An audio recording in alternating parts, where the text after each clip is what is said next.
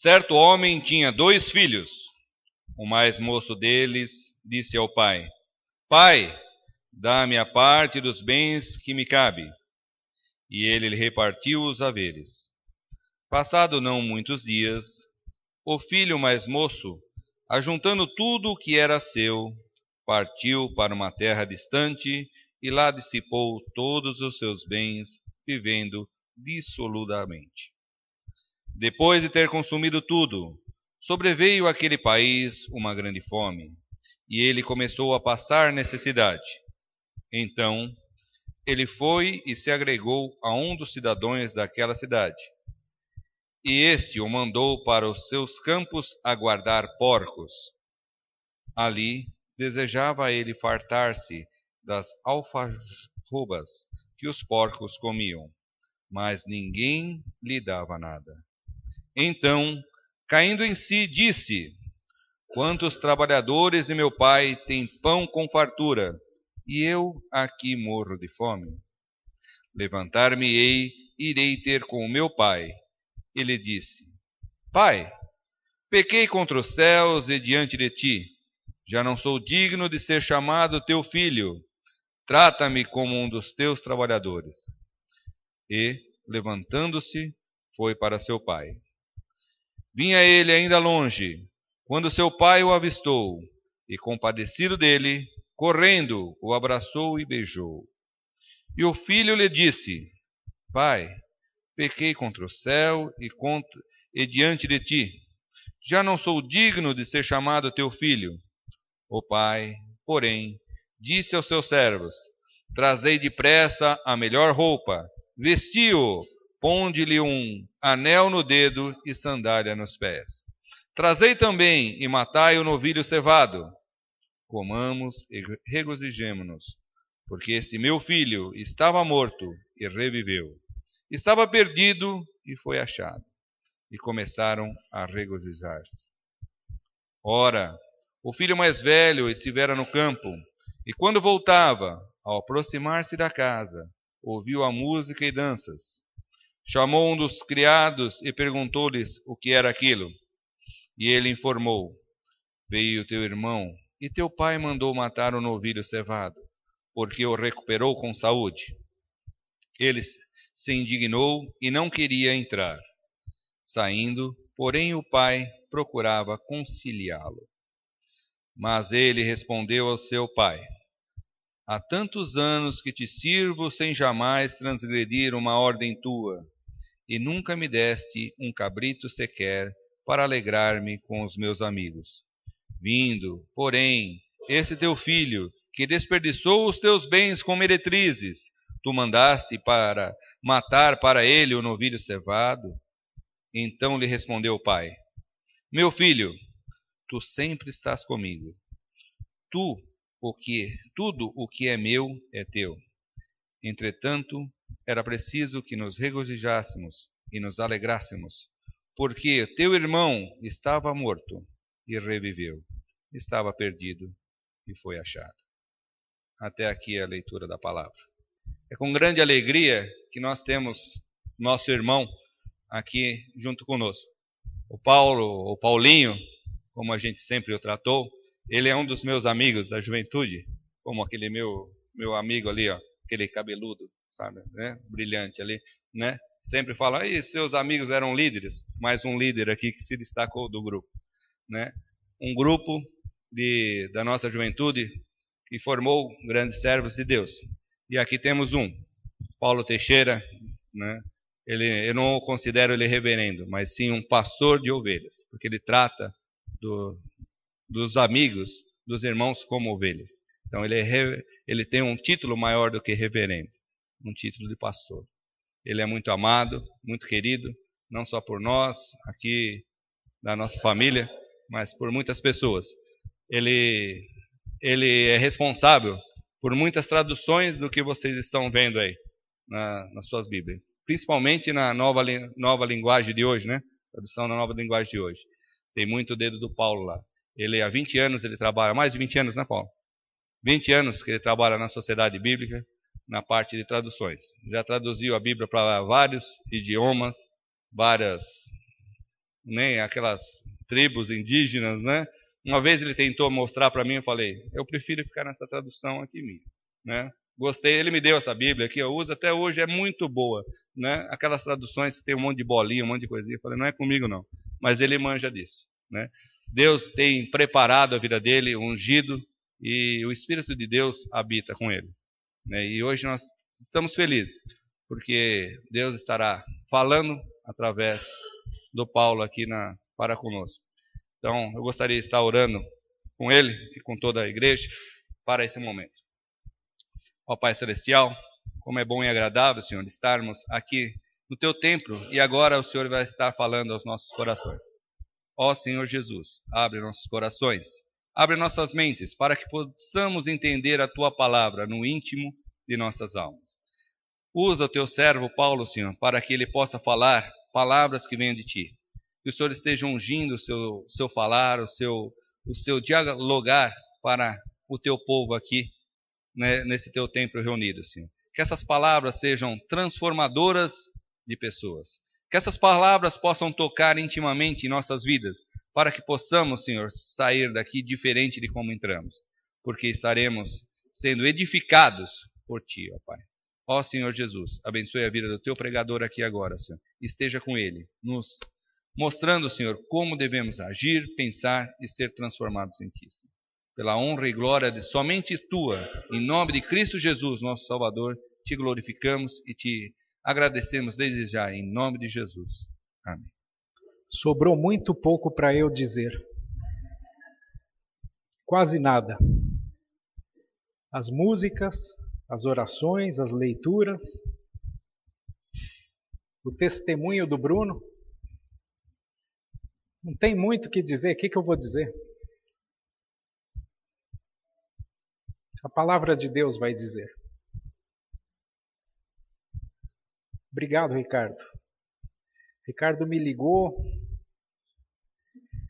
essa semana passada e disse assim para mim: vamos pregar lá na igreja? Eu digo para ele: topo, porque ele me disse o dia e casualmente eu estou em São Paulo. A agenda é difícil. Se nós tivéssemos planejado com 1 ano de antecedência, talvez eu não estivesse aqui. É a vida corrida da gente, o Ricardo sabe disso. A obra bíblica tem tomado praticamente todo o tempo que eu tenho, tanto aqui no Brasil quanto nos países onde a gente serve as Sociedades Bíblicas Unidas. E tem sido um prazer tão grande, uma alegria tão grande, apesar da canseira, apesar das jornadas sem fim e às vezes sem a família, que a gente até se pergunta: Senhor, está no caminho certo? E Ele tem abençoado. E Ele nos traz aqui, para mim é a honra. E eu a devolvo a Deus que me colocou aqui. Se você está aqui hoje, eu também, foi Deus que nos trouxe, amém? Por isso eu vou começar, como tradicionalmente eu faço, saudando a todos com a graça e a paz do nosso Senhor Jesus Cristo. Antigamente diz que eu costumava saudar só com a paz, né? Mas daí ficava sem graça. Não dá certo sem a graça, sabe? Especialmente num dia dos pais, senhores pais, a quem eu já digo feliz dia dos pais. Mas eu tenho que dizer feliz dia dos pais também para as mamães, porque se não fosse por elas, nós não seríamos pais. Então é um pouco assim, feliz dia de todos. A hora que o nosso irmão ali, estagiário, é assim que a gente fala, não? Pastor estagiário, ele falou assim: pastorzinho, pastor. A hora que ele falou assim: olha, vão levantar os... Não, agora leiam os pais, né? Depois leiam os filhos. Eu fiquei pensando quem não ia ler nada. Porque ou a gente é pai ou a gente é filho. E quem não é pai é filho. Bruno, você vai descobrir, meu querido, como é bom ser pai um dia. E aí, não é que você vai descontar na vida todo atraso, mas Deus vai te dar essa oportunidade. Eu descobri isso na minha vida. quando eu me tornei pai. Isso foi 10 anos atrás. Meu filho não está aqui agora, nesse momento, nem minha esposa. Eles tinham um compromisso hoje à tarde. A coisa lá atrasou na banda de música e eu acabei vindo só. Mas numa outra oportunidade, caso haja, a gente vem como família aqui também. E eu digo caso haja porque ao Ricardo eu fiz essa pergunta. Já que eu vou lá, Ricardo, quanto tempo vocês me dão para falar? Ele falou, olha, é bem-vindo entre 20 minutos e 7 horas, a gente aprecia. Eu, evidentemente, como sou pastor convidado e não corro o risco de levar pedradas a não ser hoje, eu vou ficar mais pendendo ali para 7 horas. Porque o texto de hoje, do Evangelho de Lucas, é qualquer coisa assim que a gente ouve muitas vezes e não para de ouvir, e não para de falar. Vamos lá. Mais ou menos o que eu preparei está aqui. Quem é que não gosta de dar uma olhadinha na vida do outro? Você gosta de dar uma espiadinha na vida do outro? Antigamente, para você dar espiadinha na vida do outro, você tinha que ser o quê? Detetive, né? Ou tinha que ter aquela frestinha da janela para espiar por ela e ver lá o que estava acontecendo do outro lado. Hoje em dia não precisa. Hoje em dia tem os reality shows, não é verdade? Tem os Big Brothers. O que mais? O que está passando agora? A Fazenda. Está passando a Fazenda. Isso para não falar das redes sociais. Essa semana saiu uma pesquisa, mais uma, você já deve ter ouvido falar de várias, em que 80% das pessoas que têm o assim chamado perfil, um nome nas redes sociais como Facebook ou Google+, 80%, 8 de cada 10, só tem um nome lá, não postam absolutamente nada. Para que elas estão no Facebook e no Google+? Para olhar a vida dos outros.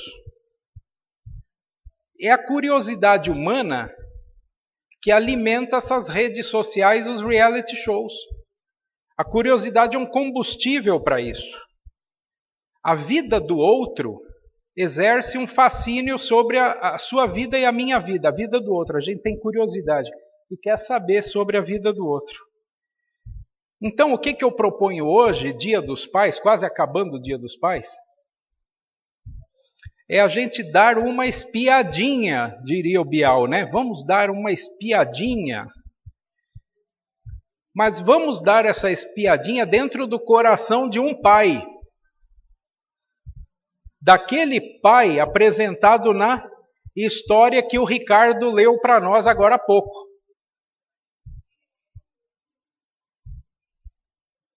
Aí está ali, né?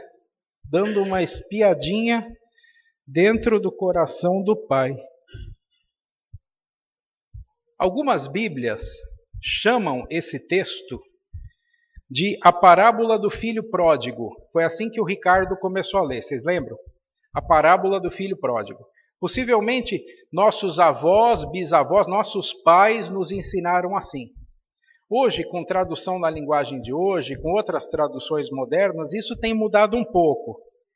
Por exemplo, a linguagem de hoje, os tradutores optaram por colocar a parábola do filho perdido. A parábola ou a história do filho perdido. Nesse ano, viajando por aí, em Oslo, na Noruega, eu conheci uma versão bíblica lá na língua deles, em que foi dado um outro título para essa história. E o título era assim, a parábola dos 2 filhos perdidos. Olha, eu vi um monte de olhos se abrindo aí. Os 2 filhos perdidos. Achei interessante. E o argumento da pessoa que me explicou por que os 2 filhos perdidos é mais ou menos esse. O mais velho também era perdido. Ele ficou em casa, mas ele tinha se afastado do pai. Ele tinha uma relação de empregado, parecia empregado do pai. Até conversa mais com os empregados na história do que com o próprio pai. A gente vai ver isso depois. Já Martinho Lutero, quando pregou sobre essa história uma certa vez, ele chamou essa história de a parábola do pai amoroso. Ele tirou o foco do filho, ele chamou a parábola do pai amoroso. Afinal, diz Lutero, é o amor persistente do pai que transforma essa história em evangelho, em boa notícia. O que é evangelho? É boa notícia, uma notícia feliz. É alguma coisa que a gente ouve e alegra a gente. Eu estou com uma baita dívida no banco. A gerente fala assim, olha, alguém depositou aí não sei quem, um dinheiro aí na sua conta, está aí, está coberto o seu saldo negativo.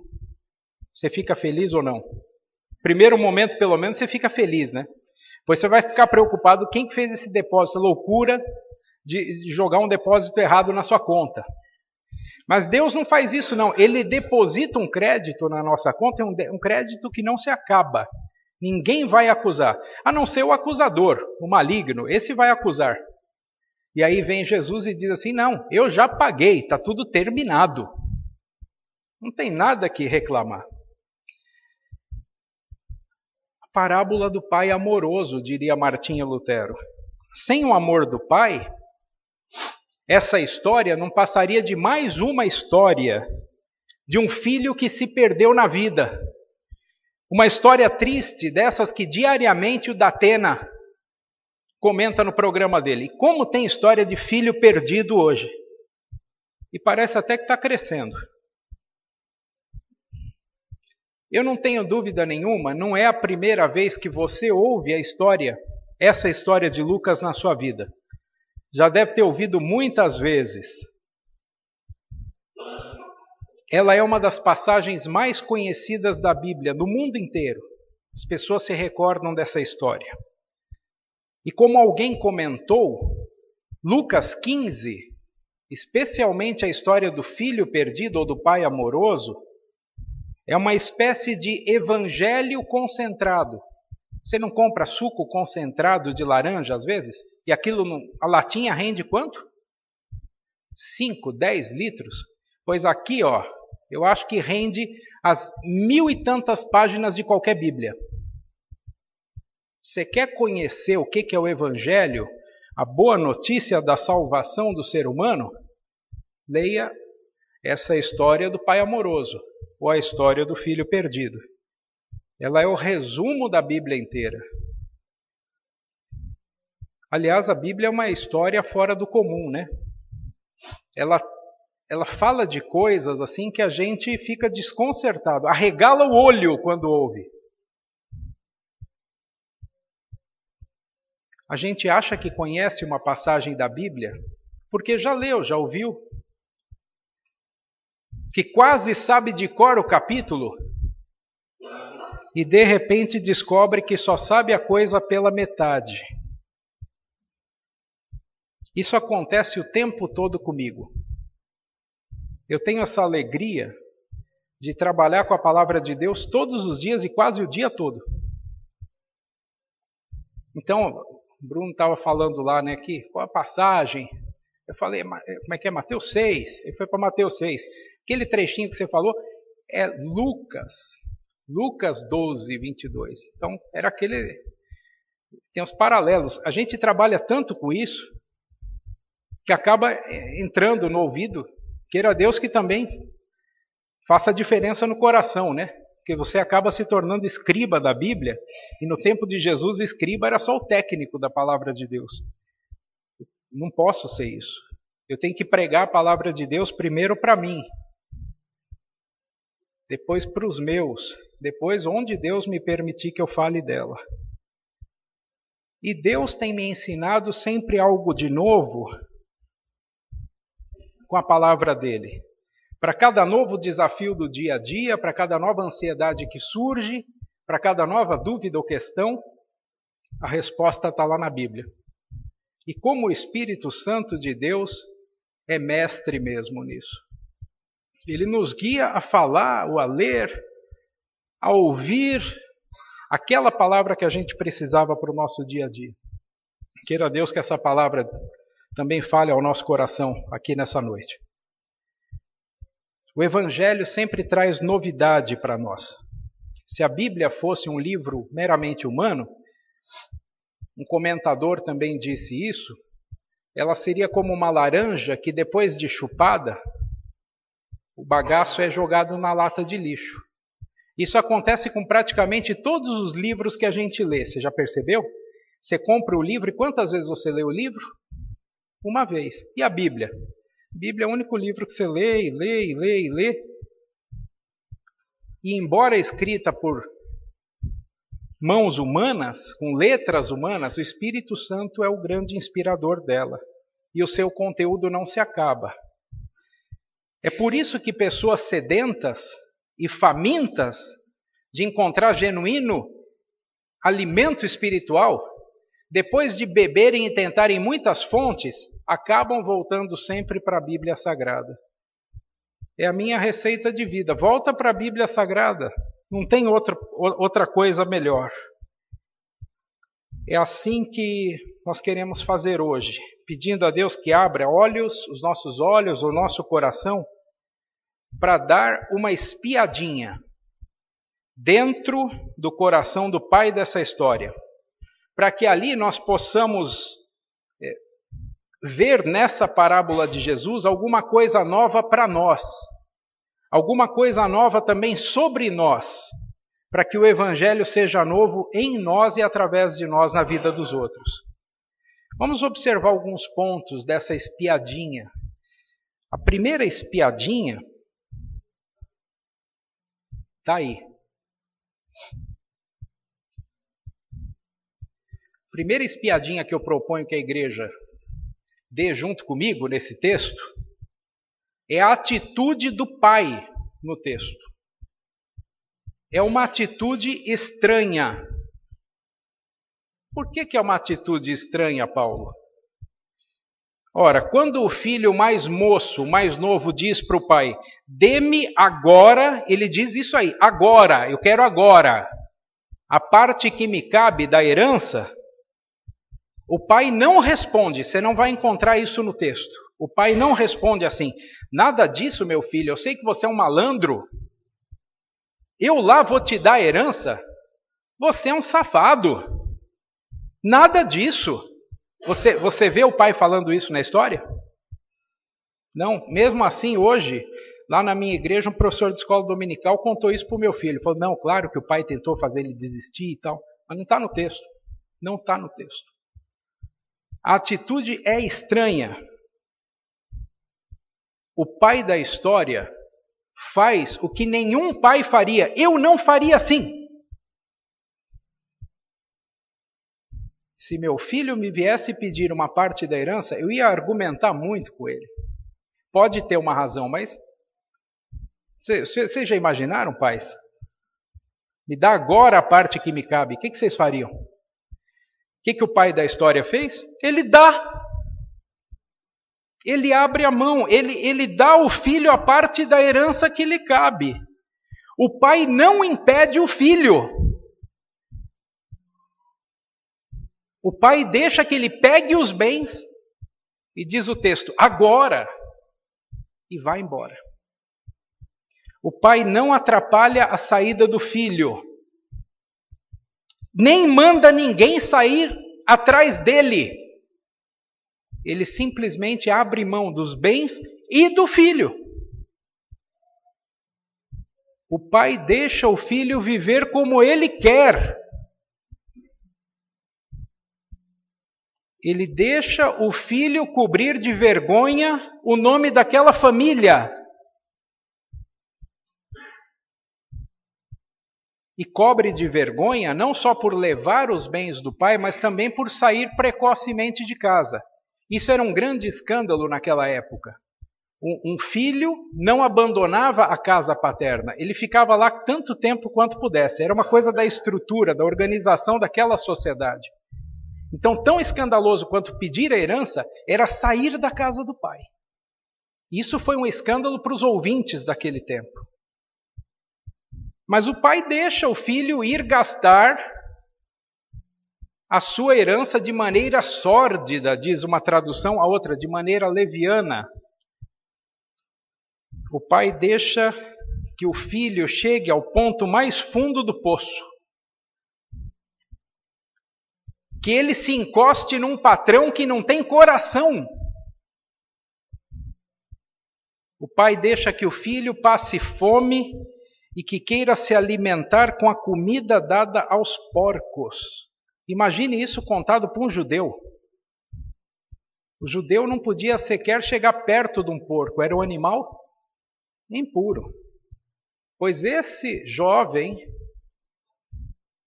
vai lá comer da comida dos porcos. Aliás, diz o texto que ele fica com vontade, ele fica desejoso de ter ao menos a comida dos porcos. Aí eu pergunto para você, minha irmã, meu irmão, por que que o pai permite isso? Por que que esse pai não vai em busca do filho?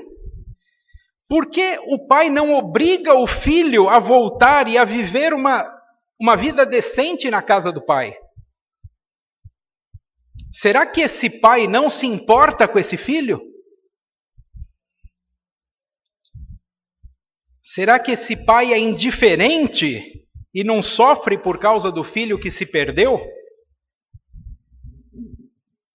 Bom, se você der uma espiadinha para dentro do coração desse pai, você vai entender que a atitude desse pai é uma expressão de amor. Como é difícil entender isso, hein? Quer dizer, deixar ir assim de mão beijada, aliás, mão sem beijar, né? É atitude de amor, Paulo? Eu acho que é. Olha o que me parece. Aí é dessas coisas novas que a Bíblia traz quando a gente deixa o Espírito Santo falar através dela. O que me parece é que esse filho, para chegar ao ponto de pedir a herança para o pai, ele já estava perdido. Quando ele encara o pai e faz o pedido, ele já estava perdido. Muito antes de pedir a herança. A vida vergonhosa que esse filho ia levar depois, e ele leva uma vida vergonhosa, essa vida devassa, era apenas o pus. Sabe o que é pus? Aquela coisa gosmenta, aquele monte de emaranhado de célula morta que fica dentro da ferida. A vida de depois era só o pus que estava no furúnculo do coração do filho. Um furúnculo que tinha dentro dele desamor e revolta interna. É por isso que o pai deixou o filho ir embora. O pai não deixou de amar o filho, nem por um momento sequer. E esse é o lado impressionante da história. Vai, filho, mas o amor continuou. E enquanto o filho ia levando a vida dele à toa, enquanto ele gastava o dinheiro com prostitutas, com piriguetes, com amigos interesseiros, tem mais gente assistindo a novela, né? Tinha uma coisa que enquanto o filho levava a vida dele lá devassa, não mudava. Sabe o que não mudava enquanto o filho estava se perdendo? O amor do pai. Esse filho gastou tudo, o bom nome, a honra, a herança, mas não gastou o amor do pai. Esse ele não conseguiu esbanjar. Com esse ele não conseguiu ser pródigo, gastador. O amor do pai continuou íntegro, constante, sofredor, inabalável. Permanecia intocado. Não conseguia ser dividido e nem desperdiçado. Aí você entende essa coisa tão maravilhosa, que é o amor desse pai? Pense na Bíblia toda. Uma criatura de Deus se perde. Uma criatura de Deus se perde. Joga a vida fora. Despreza tudo que o Criador lhe deu. Chega ao ponto de se desesperar. Mas do outro lado, o que fica? Permanece o amor de Deus. O amor que espera dia e noite. Um amor que não muda nunca. Esse amor de Deus não muda nunca, minha irmã, meu irmão. E essa é a nossa esperança, a nossa única esperança, não existe outra.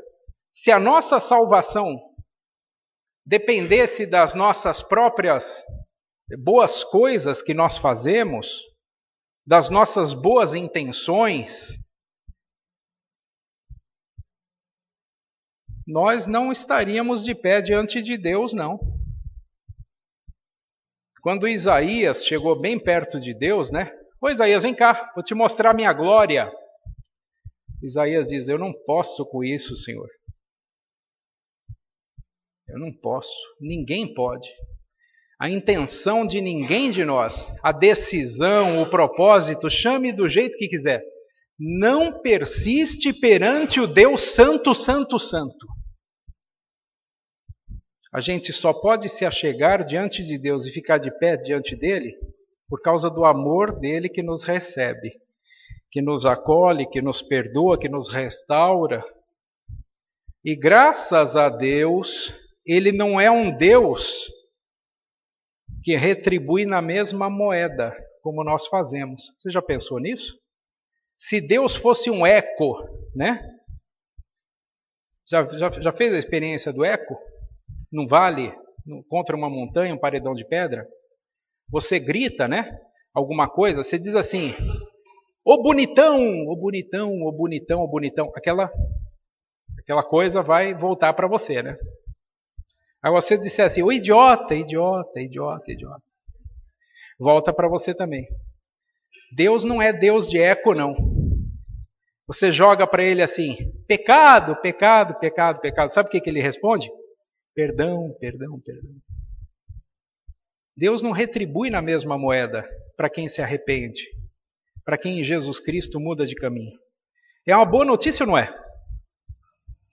E aí, para nossa estranheza, para nossa alegria, né? Temos que recuperar essa música, hein? Deixa passar uns 10, 20 anos, alguém grava decentemente de novo, aí dá certo. Deus não desiste de nós. Essa é a primeira lição quando você faz essa espiadinha dentro do coração desse pai da história. Deus não desiste. Para nossa estranheza, para nossa alegria, o Pai não desiste de nós. Vamos dizer em conjunto isso aí? O Pai não desiste de nós. Vamos dizer mais uma vez? O Pai não desiste de nós. E aí tem o segundo ponto, né? A segunda espiadinha. Segundo capítulo do nosso Big Brother aqui. Quando o filho perdido se acha na fase mais desesperadora, na mais profunda da sua perdição, ele não diz assim, olha, ele não diz isso. Preciso mudar de vida, vou consertar tudo que eu fiz de errado. Ele diz isso no texto? Não. Ele vai ensaiando um discurso. É diferente de você dizer isso de coração. Ele vai ensaiando um discurso. Quando ele se dá conta da situação em que ele se meteu, ao ver a criatura suja, imprestável em que ele se transformou, ele se lembra da casa do pai. É isso que ele diz no texto. Ele diz assim, quantos empregados na casa do meu pai têm fartura de pão e eu aqui morrendo de fome? Vou voltar e vou dizer ao meu pai. Isso é um ensaio, gente, de uma peça. É uma coisa que fica muito clara quando você lê o texto lá no original. Ele está ensaiando um discurso. Mas daí já tem pregador que nesse momento diz, tá aí, ele já se arrependeu. Eu vou dizer para vocês que acho que não. Vou voltar e dizer ao meu pai, pai, pequei contra o céu diante do Senhor, já não sou digno de ser chamado do seu filho. E aí o jeitinho que ele quer dar, olha o jeitinho para ser aceito de volta. Trate-me como um de seus empregados. Porque ele botou tanto dinheiro fora, que a única maneira que ele achava de ser recebido de volta pelo pai, o que era? Restituir um pouco disso, sendo um dos empregados do pai. Mesmo no fundo do poço, a gente percebe que o filho ainda não percebeu verdadeiramente o amor que o pai tinha por ele. Por quê? Porque ele fica bolando um discurso de jeitinho. Ele não acreditava que esse pai amava. Ele acreditava que o pai podia recebê-lo porque ele ia ser um empregado. Não voltar na condição de filho. O filho acha que o pai só vai aceitar na condição de empregado, mas a lembrança da casa do pai, o pão gostoso e farto que existe lá, a esperança de poder falar com o pai mais uma vez, dá coragem para esse filho voltar. Não é tanto arrependimento, é fome mesmo. É saudade de sentir o cheiro do pão. É saudade, talvez, de ouvir a voz do pai.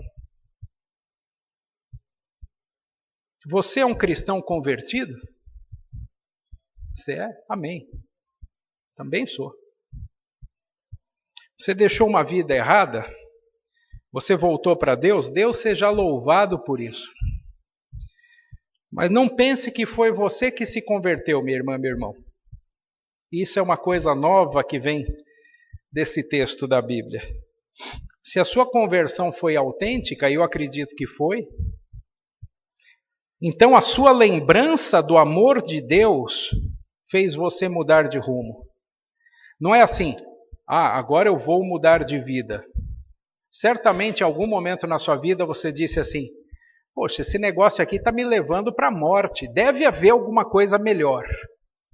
Você não pensou assim? Deve haver alguma coisa melhor? E quando você acha que você que começou a buscar a Deus, Deus já estava direcionando todos os seus caminhos para que você tomasse essa decisão. E Deus nos persegue, Ele nos enreda, Ele nos rodeia por cima, por debaixo, por um lado, por outro. Mas não de maneira coercitiva, quer dizer, não é com o reio na mão, né? É de maneira amorosa, até que a gente tenha um encontro pessoal com Ele. E a gente lembre que existe uma casa do Pai. E foi a janela iluminada da casa do Pai que deu coragem para aquele filho voltar. A honra e o merecimento não são do mendigo faminto que viveu na sarjeta. A honra de recuperar esse mendigo e colocá-lo de pé é de quem o recuperou. E quem recupera é Deus. É Deus. Toda honra a Ele. Se algum dia eu disse, eu sou o teu Senhor, lembre disso. Nós amamos por quê? Ele nos amou primeiro. A casa do Pai continua lá. Vamos ler em conjunto? A casa do Pai continua lá. Você pode ter essa certeza na sua vida. A casa do Pai continua lá. E aí vem a terceira espiadinha, né? Outra vez nós precisamos olhar para dentro do coração daquele pai.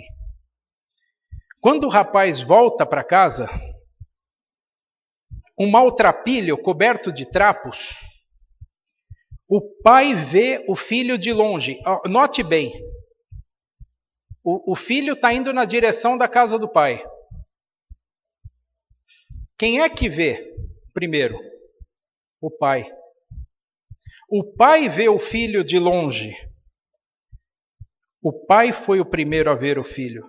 E aí o pai falou assim, deixa aquele desgraçado se aproximar daqui, ele não passa da cerca. Foi assim que ele disse? Não. Aquele velhinho com seu cajado sai de casa correndo, diz o texto. Ele se apressa, ele sai correndo e vai na direção do filho. E ninguém na casa entende o que está acontecendo. Mas ele vai atrás do filho. E aí o encontro acontece. Nenhuma acusação, nada de reprimendas morais. O coração paterno está cheio de compaixão, cheio de misericórdia, cheio de amor. O pai atira os braços nos ombros, em volta do pescoço do filho, não é para esganar o filho, mas é para abraçá-lo. Ele o abraça, lhe dá um beijo, não diz nada.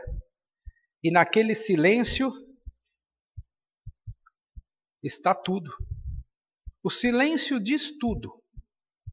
Tudo que precisa ser dito. É nesse momento que o filho compreende o que é o amor do pai. Antes ele não tinha entendido. Antes ele não tinha entendido. Por isso que eu digo que ele ficava ensaiando o discurso de como convencer o pai. Que desculpa furada ele ia dar. Pois diante daquele pai amoroso ele não precisou dar desculpa nenhuma. Ele só apareceu. E o pai o abraçou. Sabe por quê? Por causa daquilo ali. Vamos ler juntos? O pai sempre está à espera. Mais uma vez, o pai sempre está à espera. A quarta espiadinha. O pai tinha abraçado o filho. O pai já tinha aceito o filho antes que o filho pedisse perdão. É assim que a gente vê, né? Que acontece no texto. Vem o filho, o pai o abraça, fica em silêncio. O pai já tinha aceito o filho. Agora o filho bem podia ter pensado assim, né? O pai me aceitou. Então eu nem vou dizer nada do que eu planejei. Afinal, ele já me aceitou. Se ele ficou quieto, eu vou ficar quieto. A gente joga a sujeira para baixo do tapete, como é muito próprio nas nossas relações, né? Você põe, faz de conta que resolveu-se a querela entre os irmãos. Faz de conta que resolveu o problema que havia entre nós dois. Você joga embaixo do tapete. A sujeira está lá, mas está embaixo do tapete. O filho podia ter pensado assim, pai não falou nada, também não digo nada, fica por isso mesmo. Por que eu vou me humilhar se o pai me ama? Mas daí o filho não faz assim na história. O filho fala. Ele quebra aquele silêncio. Ele confessa tudo como ele tinha planejado, ou não. As palavras não saem exatamente como ele tinha planejado. Porque na hora que o pai toma a iniciativa, isso desmonta o discurso do filho. E aí não vem aquele discurso ensaiado, aquela oração de conversão, sabe? O cara memoriza a oração de conversão para fazer perante a igreja. Não. Sai uma coisa espontânea. Só que o pai não deixa o filho falar até o fim tudo que o filho tinha para dizer. E a outra coisa surpreendente do texto. Antes que o filho possa dizer que quer ser tratado como empregado comum, aquela primeira parte ele diz, né? Pai, eu pequei contra o Senhor, pequei contra o céu, não sou digno de ser chamado teu filho. Ali eu acho que sai espontaneamente. Aí ele já vai dizer assim, que eu possa estar na tua casa como um dos teus empregados. O pai não deixa ele dizer isso. O pai manda um empregado trazer uma roupa nova. O pai se apressa. Manda um empregado trazer uma roupa nova, ou como diz em outra tradução, a melhor roupa, que possivelmente era a roupa do próprio pai. Não havia outra, era a roupa do pai. Manda o empregado trazer a roupa, um anel para o dedo e sandálias para os pés. Essa história do anel intriga a gente. Porque o que significa esse anel? Esse anel, gente, é o que diferencia o filho dos empregados. Esse anel, inclusive, diz, esse cara é filho e esse cara é herdeiro. Olha aí, esbanjou a herança e ganhou a herança de novo. O nome, a herança, que coisa. O que é que será que deu coragem ao filho? Coragem e vontade dele se confessar. O que é que permitiu que ele expusesse a sua miséria em público? Imagine o seguinte, quando o filho se aproxima da casa do pai, e ele entra com o pai em casa depois, todo mundo vê que aquele filho está maltrapilho, mal cheiroso, Todo mundo viu. E o pai o abraça, mal cheiroso, maltrapilho. O pai o abraça. O que deu essa coragem dele fazer isso em público? Mais uma vez é preciso reconhecer. A motivação de fazer isso não veio da nobreza do filho, mas da intensidade do amor do pai. Se eu não sei que o meu pai me ama, minha mãe me ama, meu cônjuge me ama, eu não confesso para eles uma travessura que eu fiz. Eu só confesso se eu sei que tem possibilidade dele me perdoar. E ele confessou porque ele sabia o valor daquele olhar, daquele abraço, daquele silêncio. Se não há nada no mundo capaz de arrancar de nós a confissão dos nossos erros e da nossa vida desviada, o amor de Deus consegue fazer isso. Não é a lei, não é o chicote que nos faz confessar alguma coisa como se a gente estivesse no interrogatório perante Deus. O que nos faz confessar perante Deus é o amor dele. Ele nos olha com aquele olhar tão amoroso que você diz assim, diante desse Deus eu posso ficar nu, ele me aceita como eu sou. Só o amor de Deus é capaz de expurgar, de colocar para fora de nós o que nós carregamos de ruim, o que pesa dentro do nosso coração, o que nos derrota e o que nos oprime. Só o amor de Deus é capaz de nos mudar de dentro para fora. E aí a espiadinha nos mostra isso. Vamos lá em conjunto? O amor do Pai transforma.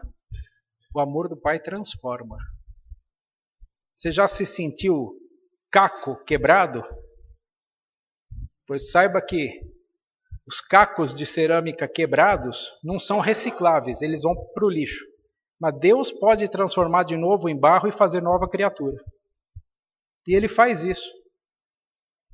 Pode chegar diante dele com o problema que você tiver. Confessa para Ele. Ele vai te dar uma nova vida. A quinta espiadinha. A pergunta fatal. Quando eu disse que é a parábola dos 2 filhos perdidos, eu vi pelo menos aí uma dezena de olhos arregalados para mim. Vocês precisavam estar aqui para ver. Interessantíssimo. Aí a minha pergunta para vocês é o seguinte. Será que o pai não exagerou com aquela recepção? Comida, roupa, calçado, até aí tudo bem. Isso aí você dá para qualquer pessoa que estiver passando necessidade. Mas um anel no dedo, símbolo de herdeiro, até churrasco teve. Até banda de música e dança. Teve um baile. Será que esse pai não precisava demonstrar pelo menos um pouquinho que a coisa tinha sido séria? Será que não teria sido melhor colocar o filho à prova por um tempo? Deixá-lo morar num quartinho lá com os empregados mesmo, meio escondido de todo mundo, no fundo da casa? Será que esse pai não foi mole demais? Não foi como diz a juventude não diz, mas a molecadinha diz, não foi um banana? Né? O Diário de um Banana, muito popular entre a molecadinha. Meu filho de 10 anos já lê aquilo. Diário de um Banana. Será que esse pai não foi um banana? Será que ele não foi mole demais diante da gravidade do erro do filho? Se nós pensamos assim, nós não estamos sozinhos no mundo. Porque nós temos um companheiro dentro da história de Lucas 15. Foi desse jeito que o filho mais velho pensou. Ele vinha voltando do campo, ficou com ciúmes, não com alegria, com ciúmes, quando ouviu a música e notou as danças na casa do pai. Aí ele não vai perguntar para o pai o que está acontecendo. Pelo caminho, com quem que ele fala? Com os empregados. O que está acontecendo lá? Teu irmão voltou. E teu pai está fazendo uma festa. Ele ficou tão indignado daquele pai estranho que ele tinha, daquele pai injusto, que ele até se recusou a entrar em casa. O texto diz, ele preferiu ficar do lado de fora. Na casa desse pai eu não entro. E mais uma vez a gente precisa dar uma espiadinha dentro do coração desse pai. É que nesse trecho tão triste da história, também existe evangelho, também existe uma boa notícia para os filhos perdidos que nunca abandonaram a casa paterna, mas que também nunca entenderam direito o amor de Deus. Na opinião do filho mais velho, a novidade na casa do pai, a boa notícia, a notícia da volta do irmão, não era notícia boa. Era notícia de morte, parecia que tinha morrido alguém. Aí ele joga na cara do pai o que ele pensa. É o diálogo dele, tenso, com o pai.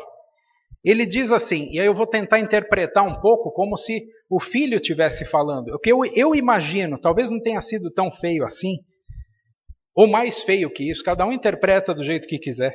Mas o filho joga na cara do pai mais ou menos assim: esse seu filho esbanjou a sua riqueza com prostitutas. E o senhor matou o novilho gordo para fazer uma festa para ele. Eu que sempre servi o senhor, sem nunca desobedecer nenhuma ordem sua.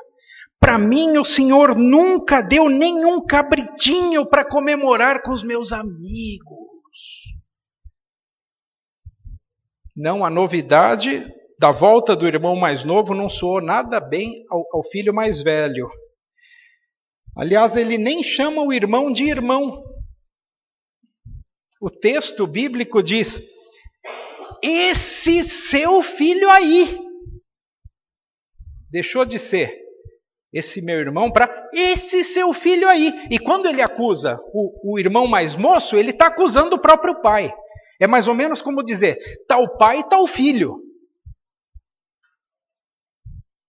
Ele acusa o pai ao mesmo tempo em que acusa o irmão. Aliás, ele diz aquilo das prostitutas, embora o pai nem soubesse disso. E daquelas perguntas que não calam e que eu não vou conseguir responder também, me vem uma aqui. Como é que será que esse irmão mais velho sabia que o mais novo saiu com prostitutas? Será que foi pura intuição? Será que foi desejo de fazer o mesmo? Ou será que era experiência própria? Você já viu? Onde a gente chega? Não sei. Mas o filho mais velho reage muito malmente diante do pai. Ele bota para fora o seu protesto, ele reclama que nem um cabrito ele recebeu a vida inteira dele para fazer festinha com os amigos. O mais velho, embora nunca tivesse abandonado a casa do pai, também é um filho perdido.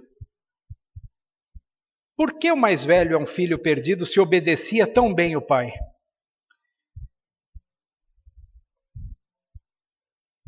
Ele demonstra que é perdido ao não compreender que o pai podia perdoar o outro. E existe muito pouca boa vontade no coração daquele que não sabe perdoar. E menos boa vontade ainda e fé no coração daquele que não permite que o outro perdoe. Mas daí vem uma boa notícia para o filho mais velho. O pai também ama esse filho. O pai ama o filho mais moço que esbanjou a herança e ama o filho mais velho que não entendia o seu amor. Ama um e outro. E também o pai vai ao seu encontro. O pai sai da casa, vai ao seu encontro e fala assim: vem aqui para dentro, vem aqui comigo. O pai de novo vai ao encontro do filho. Convida para entrar na casa. E o texto diz assim: o pai saiu e pediu que o filho mais velho entrasse. Pediu, não exigiu. Filho, vem cá. Filho, vem cá. O pai pediu.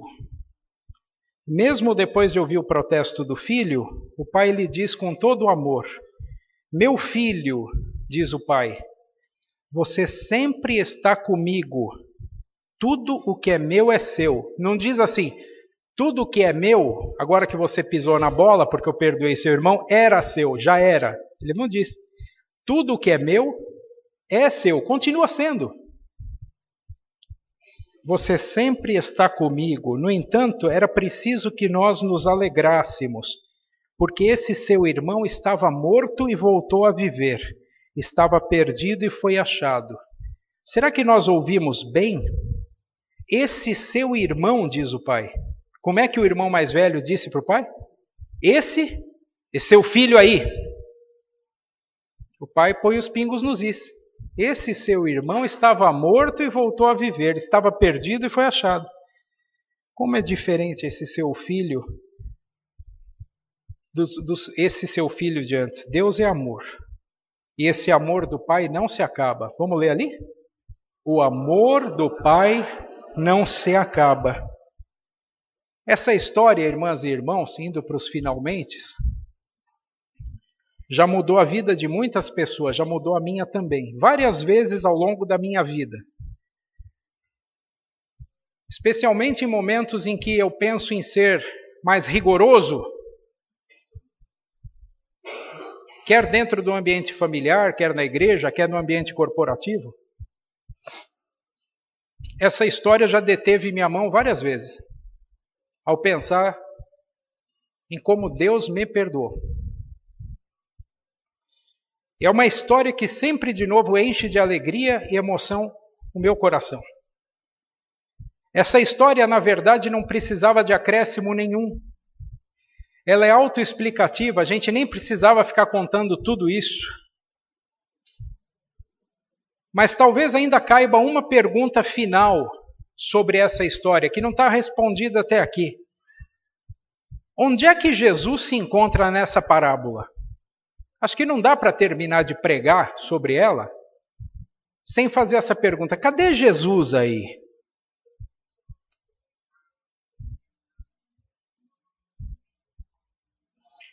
Se Jesus é o Salvador dos perdidos, onde é que ele se encontra na história dos filhos perdidos? Vejamos. Foi Jesus quem contou essa história para nós. E quando ele conta essa história para nós, ele abre toda a Bíblia para nós na perspectiva de um Deus que olha para nós com amor. Com amor que não acaba, com amor que vai ao nosso encontro, com amor que nos recebe, com amor que não desiste de nós.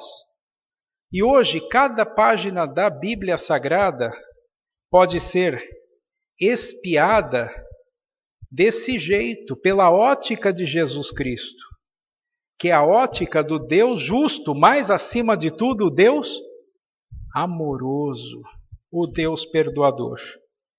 É em Jesus Cristo que acontece todo esse evento maravilhoso da nossa salvação. É por causa dele que a gente consegue entoar esses lindos cânticos que ouvimos aqui. É por causa de Jesus Cristo que o Bruno deu testemunho dele. É por causa de Jesus Cristo que nós nos reunimos para fazer uma festa, para cantar, para dançar, porque Ele nos ama e Ele nos perdoa. E o amor dele é muito maior do que qualquer dificuldade que o nosso coração possa ter. Você gostou de dar essa espiadinha? Pelo bocejo de alguns, é uma espiadona, né? Mas será que você gostou de dar essa espiadinha no coração desse pai? Pai, você gostou de dar uma olhadinha dentro do coração de Deus? Ver o que se passa lá? Conselho pastoral para a igreja toda. Me permite, Ricardo, pastor, fuja da mediocridade das fazendas. Fuja da mediocridade dos Big Brothers. Fuja da mediocridade de algumas redes sociais. Continue espiando aquilo que vale a pena espiar,